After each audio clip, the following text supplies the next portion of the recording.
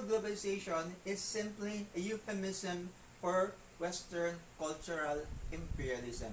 Okay, the term Western because it is not only the Americans doing it, but also other countries in the Western side. Okay, but mostly it is the Americans who are doing it. Okay, social medias and the creation of cyber ghettos. Okay, when we say ghettos, these are communities like kung diri pa na sa ato sa Pilipinas, it's like the informal settlers.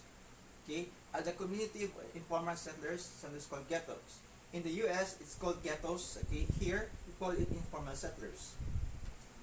Okay, our world is becoming culturally homogeneous. Okay, we know what homogeneous means. It means that you can no longer find out which culture it belongs to. Okay, because we are getting to be culturally homogeneous. Apart from the nature of diverse audiences and regional trends in cultural production, the internet and social media are proving that globalization of culture and ideas can move in different directions. Before the advent of into the internet, it was the TV who actually dominated everything. Okay, the spread of culture globally, or spread of globalization. But with the birth of the internet and social media, okay, mas nipaspas noon ang spread of globalization. And that's very true. The internet and social media is challenging previous ideas about media and globalization. Okay. Okay. Social media have both beneficial and negative effects. Okay. Just name a few. The rest is up to you. Okay. Social media has somehow democratized access. Anyone with an internet connection or data or smartphone can use a Facebook, Instagram, Twitter, and other social media platforms. Okay, one thing advantageous of having a social media to easily reach out to other people, either locally or globally, is that if you have an advocacy, okay, and you want to reach out to people to tell about your advocacy, social media is the best platform to use it. Okay. It enables the users to be consumers and producers of information simultaneously. Correct. Okay. Aside from being producers of information, it also enables the users to be consumers online, because we have now what we call online businesses or e-commerce.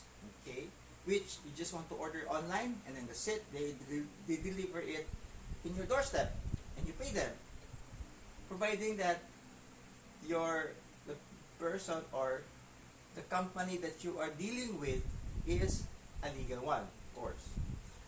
Okay, social media has been instrumental in reconnecting with friends, long lost friends and relatives. That's very true. Okay, for example, I have a friend who is in the U.S. right now, and it's been a long time since we talked to each other, and then suddenly, out of the blue, he found my account in my Facebook account, and then we reconnected with each other, and we have shared our past memories, our ups and downs, and everything. And relatives also. I have an aunt who lives in the States, so sometimes we do communicate. I even have a cousin who regularly communicates with me through Messenger or social media. Okay. Yes. Like I said, it also has its dark side. Okay. One negative effect of social media is, of course, the spread of fake news. Kana. Okay, that's one thing. So that's why I tell you guys, especially in this period that we have right now. So whatever you read on your social media account, please do not believe it right away. Verify it first. Okay.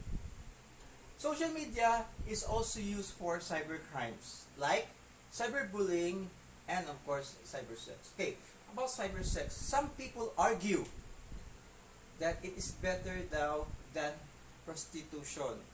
But for me, no, cybersex is prostitution. Because these people argue that wa kuno kay mawala sa imuha if you go to this. Yeah, right.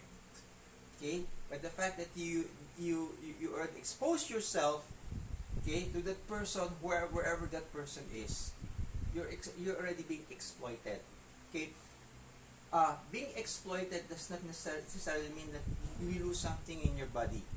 No, you lose your dignity by going into this. Okay, social media also causes depression on some people, and that's very true.